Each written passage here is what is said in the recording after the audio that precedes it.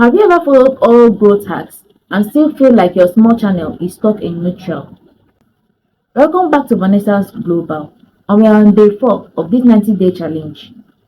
And today I'm going to be sharing with you the case study I saw while going through creators that were small like us and later increased to large number of followers and engagement.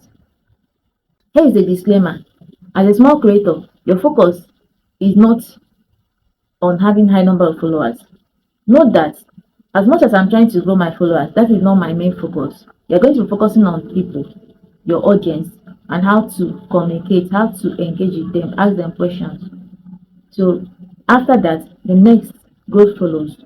So do not put all your mind or all your focus into getting a high number of followers. Alright, back to the topic we are discussing.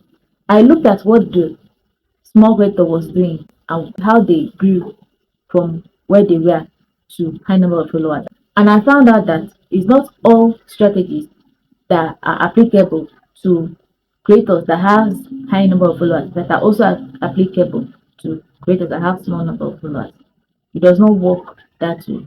I've looked at some big creators and the strategies they mentioned, where you have to hire an editing team, spend hundreds on ads.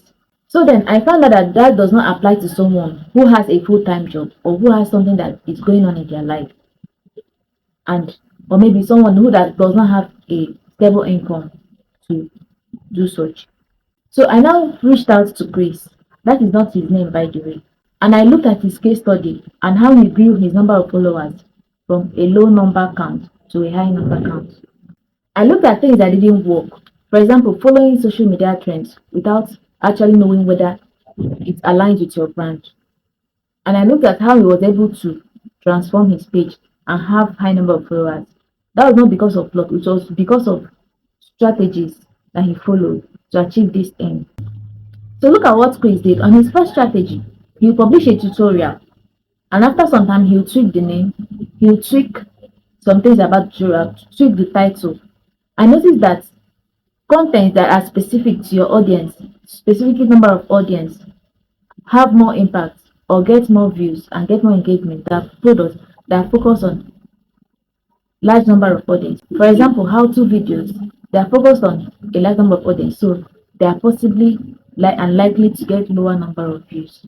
Another thing Chris did was that he didn't post what he wanted. They listened to polls and questions to find out what people were asking. Know that there are many ways to get information about polls and questions. You can go to channels of other creators and find out what possible questions people are asking. So if you do not have comments, do not bother. Make sure you go to another creator, a growing creator, maybe someone that does not have so much but few number of followers. Find out questions people are asking. You can use it to create content. So when he did that, people started investing in his content, started investing their time because they felt invested in the content. When he did that, people started commenting, were engaging because they felt invested in his content.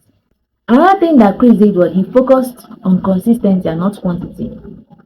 Instead of posting large number of posts sporadically within a week, what he did was he did proper research and had 2 uploads per week based on his research. And these uploads were retargeted into shorts so that it will make it easy for his viewers to look through and to direct them to the main video, and he'll get more traction and also help him to get reach to people that are not in his follower count. And that will also help him to get more reach and to get views from people that are not his followers. He's also learned a few things. For example, copying trends without context, following big creators to post content at any random time, or following them to post content without description or without caption. And they found out that things that actually work for big creators does not work for creators that have under 50 or 50 to 100 subscribers. So how does this apply to our 90-day challenge? I'm going to be borrowing Chris's playbook. I'm going to apply the strategies that Chris applied by listening to the audience, asking polls and questions, finding out what people actually want. Through comments, I'm going to be creating content based on this. And if you feel like you are not growing after creating content or applying principles you have seen from different channels, Remember that analytics is not the same for small channels as it is for big channels. So if you feel like you have been following principles that you have learned from creators or big creators or some creators, and you find out that you're not growing or it's not having impact on your channel, know that analytics on small channels is different from how it is on big channels. So I'm going to be following this Chris playbook. I'm going to be applying it by asking questions, following comments, doing research, and finding out what people actually want to be taught or what people are interested in hearing.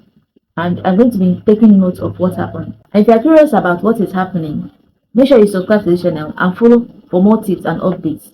Make sure you watch this video because I'm going to be opening a playlist where I'll add these particular videos, and it will be in line with other videos.